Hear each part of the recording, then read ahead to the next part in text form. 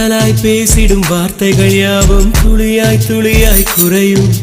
மௌனம் பேசிடும் பாஷைகள் மட்டும் புரிந்திடுமே. தானாய் எந்தன் கால்கள் இரண்டும் முந்தன் திசையில் நடக்கும். தூரம் நேரம் காலம் எல்லாம் சுருங்கிடுமே. இந்த காதல் வந்து விட்டால் நம் தேகம் மிதந்திடுமே.